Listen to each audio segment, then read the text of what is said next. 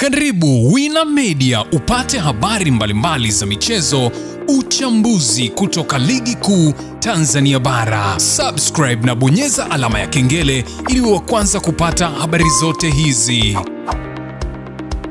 Mambo vipi mwanamichezo, wakati mwingine tena mzuri kabisa nimekusogezea hapa katika chaneli yako pendo kabisa ya Wina Media kile ambacho kinachoendelea kwa sasa ndani kikosi cha klabu ya soka ya Young Africans, ambapo leo hii wametoa tamko lao lingine juu ya kwenda kule kasi. Na vipi wenyewe wanaiona vipi, hukumu itatoka vipi, wao matarajio yao ni yapi juu ya kile ambacho kinachoendelea. Hatimaye ameweza kufunguka rais wa klabu ya soka ya Young Africans, hapa nazungumzia Engineer Hersi Said, juu ya kile ambacho kinachoendelea kwa sasa ndani ya kikosi chao cha klabu ya soka Young Africans juu ya madai ya alama 3 na magoli 3. Hapa nazungumzia si kwingine bali ni mara baada ya kupeleka shauri lao katika mahakama ya usuluhishi ya kimichezo.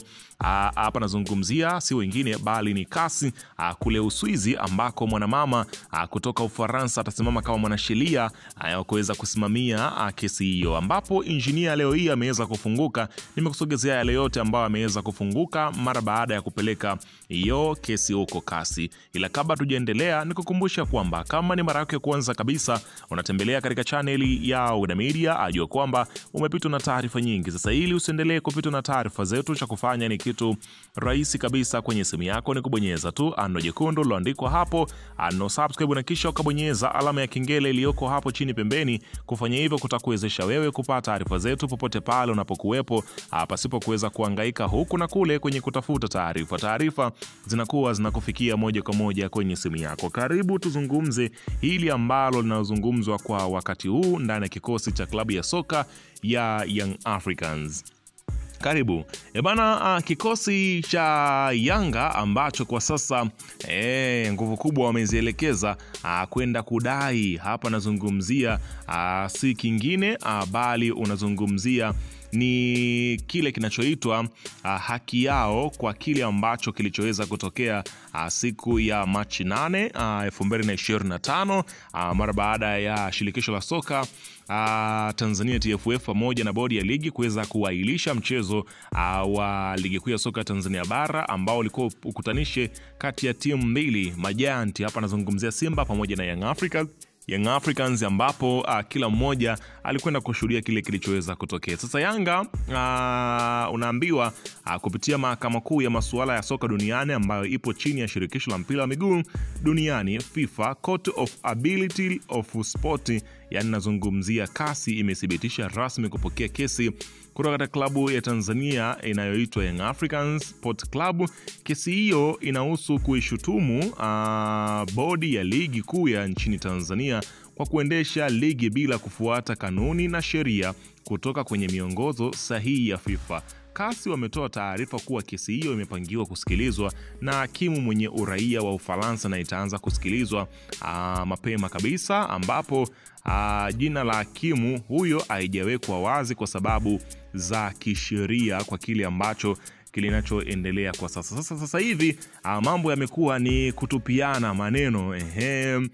Huku unasikia rais wa shirikisho kazungumza hili, huku unasikia pengine viongozi wa Young Africans wamezungumza hili, Haji Manara naye kazungumza hili.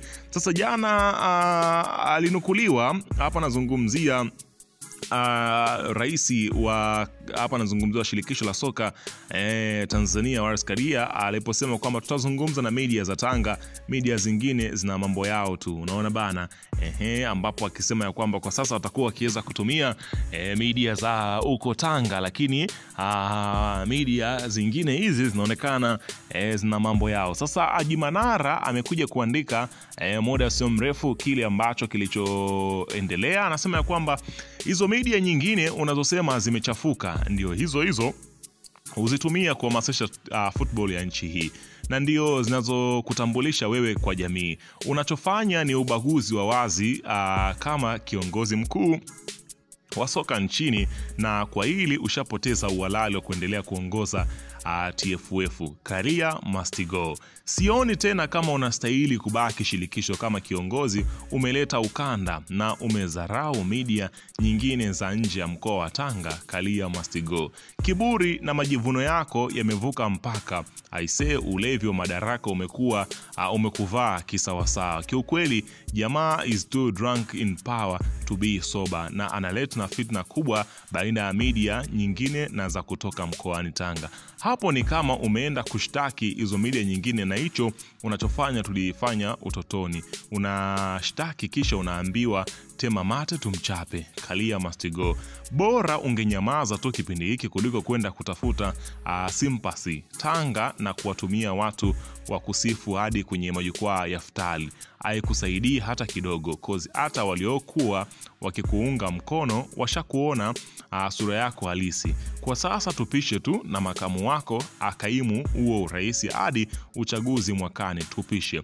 Karia must go. Wananchi, hii itumike kila mahali kuanzia sasa. Unaona bana, nimekutagi uone mwenyewe, na tunakuomba usome komenti za watu. Unaona bana, akamtagi kabisa pale Wallace Karia, raisi wa shirikisho, ambapo ukipitia maoni kile ambacho kinachoendelea, watu wanashusha makomenti kweli kweli.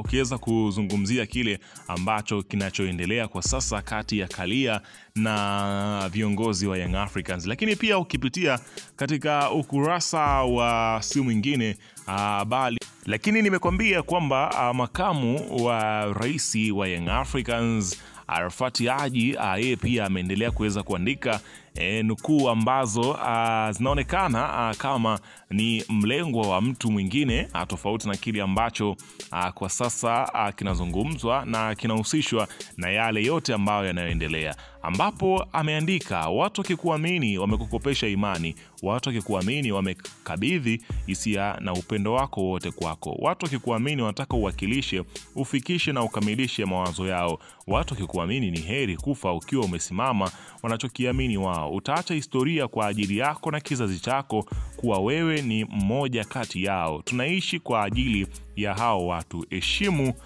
watu na utu wao.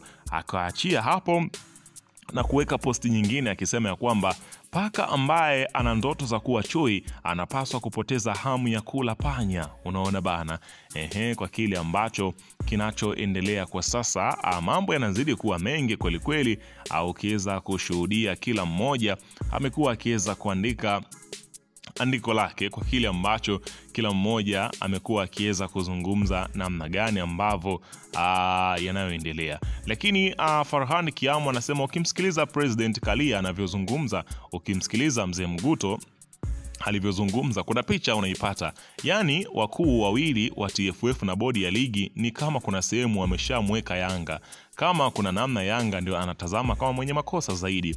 Kwa wataalamu wa kukonyeza gizano, ukisikiliza interview zao wote wawili, kuna picha unaipata. Acha inyeshe. Interview huenda zilikuwa na lengo zuri tu, ila ndio zimezidi kuongeza ukakasi. Ni sawa na shahidi kuletwa na escort ya polisi, kesi ishakuwa ngumu. Unaona bana, akiweza kuzungumzia kile ambacho kinachoendelea kwa sasa. Unaona bana, mambo yanazidi kuwa magumu kweli kweli katika sakata hili. Unaona bana, kila mmoja akiweza kuzungumzia la kwake kuhusiana kile ambacho kinachoendelea katika hapa nazungumzia sakata la Simba na Yanga. Huku kuna kitu kimoja huwa tunakichanganya sana kuhusu serikali na mchezo. Pamoja sheria za FIFA ni kosa serikali kuingilia mchezo, ila sio kosa serikali kushirikishwa na kutoa ushauri kwenye michezo. Hata FIFA ili wakupe michuano ya CAF huwa wanahitaji uhakika kutoka kwa serikali na sio shirikisho lao, kwa kuwa mambo muhimu hasa kiusalama ni miundombinu yanayohusu serikali. Hiyo TFF mnaiona ipo chini ya BMT na inasajili katiba yake pale BMT ipo chini ya Wizara ya Michezo, hapo ni serikali tayari umeitaja na kuihusisha na michezo. Hii ni nchi sio ghetto. Ili serikali ionekane imeingilia michezo, maana yake TFF ikaripoti ama shirikisho la soka la nchi husika litoe taarifa, ila nje na hapo inabaki kuwa ushauri. Kabla sijagusa dabi ya Kariakoo, nataka niwape nguvu ya serikali yoyote duniani mbele ya FIFA na UEFA. Wakati Ulaya na klabu zimekuja na Europa Super League, tayari UEFA na FIFA walishapoteana. Mfano, kwa England, serikali yao ikatembeza biti la maana, kisha wameunda chombo rasmi ambacho kazi yake ni kudadisi na kupeleka wawekezaji wote wa mpira. Chombo kinazuia klabu kuingia close league ni serikali. Hiyo imefanya kazi ambayo FIFA walishindwa. Sasa Simba na Yanga zinaangukia kwenye kipengele cha Tanzania Cultural Heritage. Huu ni urithi ambao unalindwa kwa wivu mkubwa mno. TFF na TPLB washaushindwa huu mziki. Mpaka hapa wanasubiri tu msaada wa serikali. Ili ni kwa nini serikali itaingia? Ni TFF itaomba msaada, hiyo ipo wazi mno, na serikali kuingia ni kuilinda amani na utulivu wa nchi. Mfano, amjiulizi kwa nini Manchester United kamwe haiwezi milikiwa na Mwarabu au Liverpool. Kila nchi ina timu zake, mjue. Tafsiri ya serikali haipaswi kuingia mpira ukuwa ni pana mno, sio rahisi kama tunavyochukulia. Amini sasa hivi vyombo mbalimbali avilali, sio usalama, sio polisi, sio mamlaka, mpaka suluhu ya hii kitu ipatikane. Watu wanawaza mechi kama ipigwe kwa vigezo vipi, isipigwe kwa vigezo vipi. Kuna watu wanaweza tu wametulia wanafikiria vipi kama bodi wakijiuzuru vipi, kama TFF watu fulani wakajiuzuru ili kuokoa. Kuna miziki ambayo serikali zote duniani zinaziimba, mamlaka za mpira kama mbali, wacha tusaidiane, ama ikivurugika FIFA hahusiki na chochote. Ameandika Farhan Kiamu, mchambuzi wa soka, akielezea namna ambavyo serikali itakapoweza kuombwa msaada na TFF kuweza kulitatua sakata hili. Weka maoni yako hapo chini katika upande wa comment kuhusiana na